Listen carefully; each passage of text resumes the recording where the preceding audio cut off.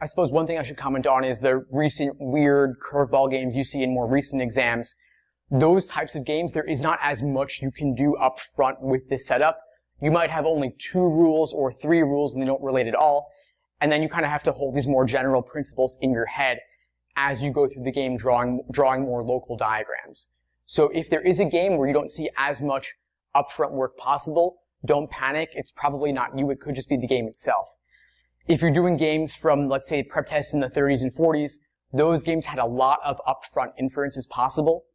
But then looking into the 70s and 80s, it's become a little bit less common. The LSAT is a kind of evolving and adapting over time. And as a result, it becomes less vulnerable to tricks and techniques and things like that. You kind of have to absorb the games for yourself and adapt it to your own personal strategy, not just kind of blindly copying what someone else teaches you. If you watch a lot of explanations online or read books of explanations, they're useful, but only up to a point. You can't just copy what you see some other person's like perfect way of doing it. Like even my way, this is one way, but I obviously did not invent this the first time I did the logic game, right? It took me a long, long time to develop these sorts of techniques.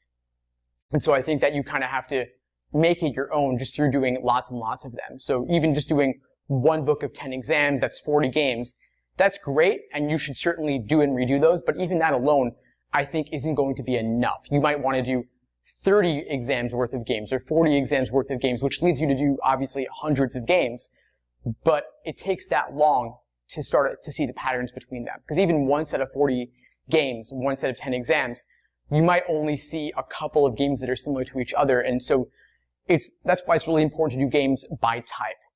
So in my study plans, I have you doing ordering games, then grouping games, then combination games.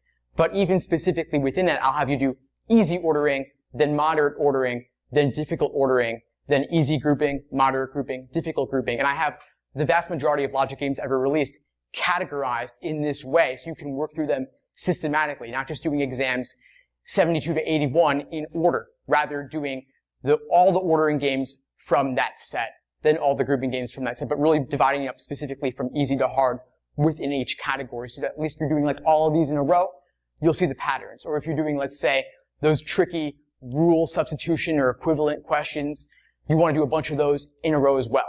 Those started, I think, in exam 57, and they've appeared pretty consistently up till 86. And those are the questions for those not familiar. They ask you which one of the following, if true, would be a valid substitution for a pre-existing rule in the game.